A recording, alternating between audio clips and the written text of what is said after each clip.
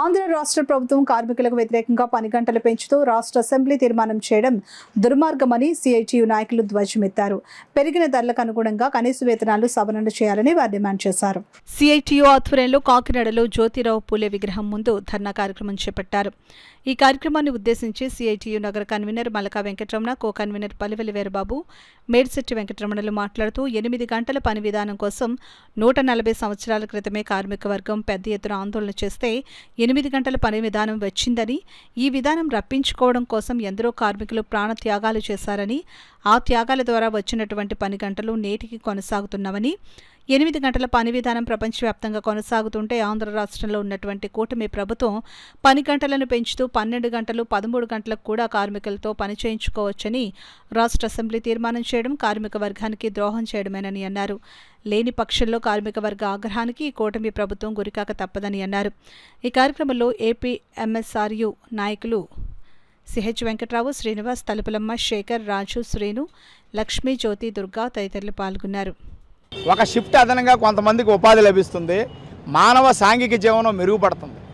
ఈ కూటమి ప్రభుత్వం అధికారంలోకి వచ్చే ముందు వాళ్ళు ఇచ్చిన వాగ్దానం ఏమిటి? 20 లక్షల ఉపాధి కల్పిస్తాం ఈ రాష్ట్రంలో యువతకని మాట ఇచ్చారు. ఉద్యోగం వచ్చే వరకు నెలకి 3,000 రూపాయలు నిరుద్యోగ భృతి ఇస్తామని చెప్పారు.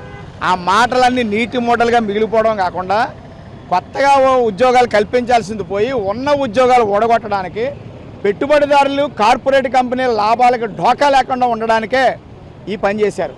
మేము సిఐటి తరఫున బహిరంగ సవాల్ విసురుతున్నాం ముఖ్యమంత్రి గారికి, మన జిల్లాలో ఉన్న ఉప ముఖ్యమంత్రి గారికి. పని గంటలు పెంచడం వల్ల మీరు కార్మికులకి, కష్టజీవులకి చేకూర్చే ప్రయోజనం ఏమిటి? 2011 నుంచి కనీస వేతనాలు సవరించలేదు. ఈ విషయం మీకు తెలుసా? తెలిసి తెలియనట్టు కార్పొరేట్ల ప్రయోజనాల కోసం నిద్ర నటిస్తున్నారా? దయచేసి ప్రజలందరికీ సిఐటి విజ్ఞప్తి చేస్తుంది.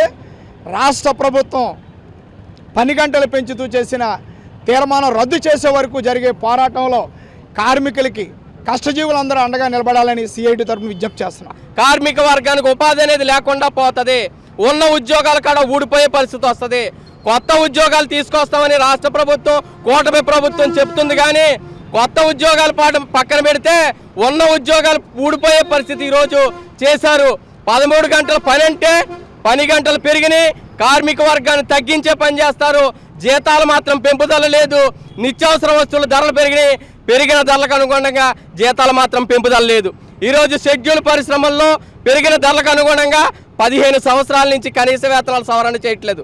మరి ఈ ముఖ్యమంత్రి గారు, నేను చాలా సీనియర్ ముఖ్యమంత్రిని, నేను చాలా ముందు నుంచి పనిచేస్తున్న ముఖ్యమంత్రిని, 1990 నాటి ముఖ్యమంత్రిగా పనిచేస్తానంటున్నారు.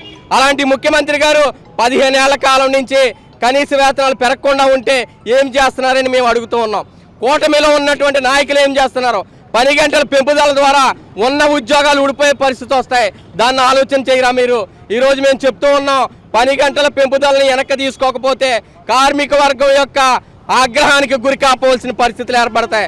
తక్షణమే పెంచిన పని గంటలను వెనక్కి తీసుకోవాలి. 8 గంటల పని విధానాన్ని కొనసాగించాలి.